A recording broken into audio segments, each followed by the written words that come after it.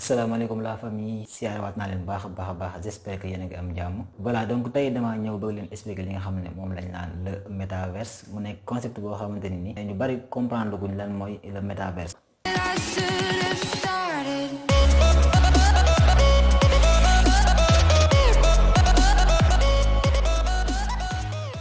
Lan mooy le métaverse. Donc le métaverse c'est un concept boo xamante ni c'est un monde virtuel en ligne en 3 dimensions donc qui représente tous les aspects de la vie maanaam exactement ni ñuy dundee nii dans la réalité dans la vraie vie, c'est-à-dire ni ngay liggéeyee ni ngay dundee ni ngay defee lu bari concept boobu lañ bëgg a jël exactement daal di koy dugal ci li nga xamante ne nii mooy sur internet. C'est le même monde, c'est-à-dire c'est une copie boo xamante ni virtuelle la. Par exemple c'est un monde boo xamante ne nii par exemple mën ngaa organiser ay réunion virtuelle réunion yoo xamante ni nekkul yow en personne dans la réalité yaay dem def réunion da ngay takk ay casque oculaire VR. Casque yooyu day mel ne comme casque yoo xamante ni ñoom ñoo lay téléporter daal di lay yóbbu directement ci réunion boobu noonu. Day mel ne yaa ngi gis ñi ngay waxal en face à face mais nekkul en face à face, c'est juste virtuel. Nga organiser fa réunion boo defee sa réunion bu pare après mu ànd li nga xamante c'est des jeux yu ñu dugal sur la blockchain. Mu am ngay gérer sa xaalis comme ni ngay gérer sa xaalis fii, comme ni ngay gérer sa portefeuille crypto-monnaie exactement noonu ngay gérer sa xaalis dans le métaverse. Alors le métaverse concept boo xamante ni ki ko njëkk a développé mu ngi tudd Neil Stephenson. Moom mu ngi ko développé ci benn roman wu science fiction la njëkk a bind ne exactement le métaverse commencé expliquer concept métaverse. Mais nag day mel ne année yi nga xamante ni ñoo mujj fin d'année 2021 bi ba actuellement ni may waxee ak yéen mu ngi commencé nekk en réalité. Léegi donc léegi nekkatul un monde de science fiction mais ça commence à devenir li nga xamante ni mooy réalité parce que ñu ngi koy développé nànk. Alors li ma la wax sànq rek le métaverse existé gul mais actuellement ñu ngi koy développé. Par exemple mën naa leen jox ci yenn jeu yi nga xamante ni peut-être copier nañ exactement métaverse ni muy doxee. Par exemple moo jëloon benn jeu bi nga xamante ni ñu ngi koy wax Second Life boobu tamit comme noonu la mel. Am na bi ñuy wax aussi Fortnite ak aussi boo duggee ci jeux yi nga xamante ni c'est des jeux de socialisation au travail mu nekk comme li ñu naan Geza Town. Mais ça va être plus profond que ça. Donc pour li nga xamante ni mooy le métaverse dañ ciy dugal li nga xamante ni mooy les crypto-monnaies ak la technologie blockchain. Alors comment la crypto-monnaie s'intègre-t-elle dans le métaverse maanaam nan la crypto-monnaie yi di ànd ak li nga xamante ni mooy le métaverse. Alors su nekkee ci dund gi ci kanam tuuti rek dañuy soxla maanaam le métaverse day laaj ñu liggéey ci biir métaverse bi socialiser aussi biir métaverse bi maanaam dund ak nit ñi xamanteeg nit ñi nekkandoo nit ñi ensemble ak aussi jënd ay mbir envoyer xaalis ak yooyu dañuy soxla li nga xamante ni les moyens de prouver que ni li may jënd nii diw moo ko moom wala li may jënd nii maanaam si ki ma koy jëndee kooku moo ko moom. Donc loolu dañ koy soxla lu bare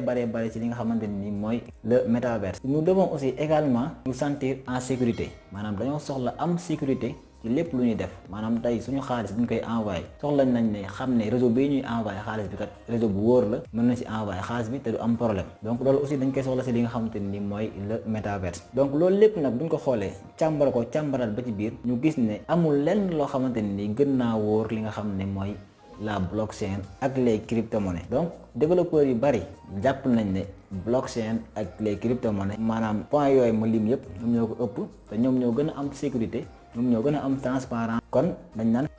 technologie blockchain ak crypto-monnaie ñoo ëpp solo ci li nga xamante ni mooy le métaverse. Développeurs yu bari dañoo jàpp ne blockchain moom moo nekk li nga xamante ni moo gën a adéquat ak li nga xamante ni mooy les métaverse. Voilà ba tey li ma waxoon sànq ak li nga xamante ni blockchain ñu ñëpp xam nañ ne carrément transparence ak décentralisation bi moom moo koy doxal. Lépp li ma lim sànq maanaam besoin de prouver que ni li ñuy jënd si ki ñu koy jëndee moo ko moom ëllëg si biir du ñu am problème. Xaalis bi ñuy envoyé ñu xam ne carrément fi ñu koy envoyé fu wóor la loolu aussi dañ koy soxla ci li nga xamante ni mooy le métaverse.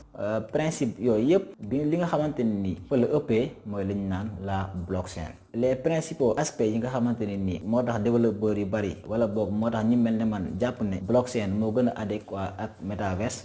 Donc bi si njëkk bokk na si liñ naan la preuve de propriété numérique. Képp ku ci yor un portefeuille en crypto-monnaie. Portefeuille mooy li nga xamante ni fa la ñuy denc suñu xaalis mooy les cold wallet et les hot wallet ak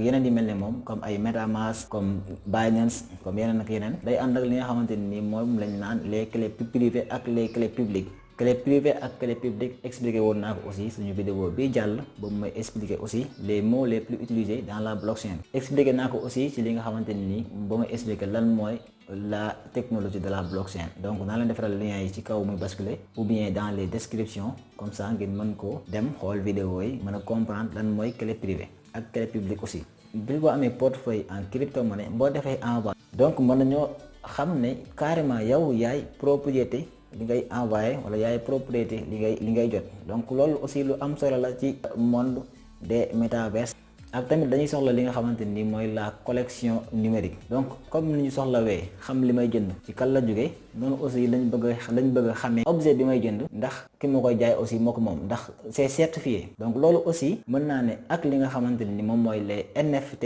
muy les non fungible token. Donc vidéo boobu noonu naa ko def ci suuf, comme ça ngeen mën ko xool. Def nañ vidéo boo xam ne expliqué nañ leen lan mooy les NFT, ngeen mën koo xool mën a comprendre comment ça fonctionne. Voilà, donc ak les NFT mën nañoo prouver 100% que ni li may jënd nii diw moo ko moom, parce que mën nañ koo prouver exactement xam ne li may jënd nii samay empreinte ñoo ci nekk, man maay borom. Donc loolu moom c'est lu am importance la ci li nga xamante ni mooy le métaverse, parce que métaverse noonu lay doxee. Dafa am ay objets d'art muy li ñu naan les NFT ak yeneen yi ci topp. boo bëggee jënd terrain par exemple ak yenn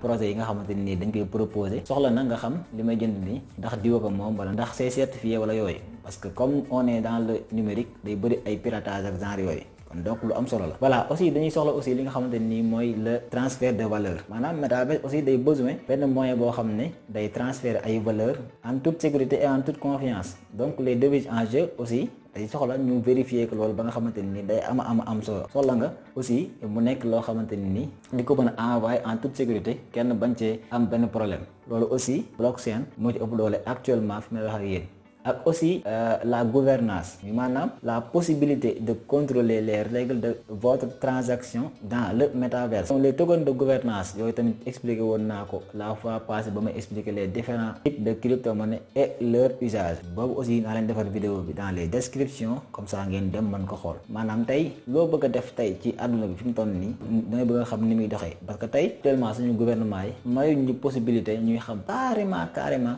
seen transaction yi fi muy jaar ak yooyu, parce que yu bari c'est vraiment très flou. Mais avec li nga xamante ni nii mooy les métaverses, dans la vie réelle nous pouvons avoir des droits de vote dans les entreprises. Par exemple tey boobu bokkoon tey ci benn entreprise comme ça, benn société buy développer métaverse comme Facebook, boo ci bokkee bu Facebook bëggee def dara ci biir métaverse bi da leen demander ba xam lii war naa ko mën def. Léegi droit yooyu nag yéen ñi nga xamante ni yéen a bokk ci gouvernance bi da ngeen di am possibilité di voter pour ñu valider loolu. Donc loolu aussi lu am solo la. Ak aussi li ñu naan l'accessibilité. Donc dans le métaverse boo bëggee créer tey sa portefeuille en crypto-monnaie, c'est vraiment très accessible par rapport ak suñu gouvernement ak suñu banques yi. Fii amul lenn loo xamante ni dañ la koy laaj loo xamante ni da lay empêcher, parce que tey boo bëggoon ubbi sa portefeuille crypto-monnaie lenn doo nga lañ lay laaj adresse email ak mot de passe, nga ubbi sa portefeuille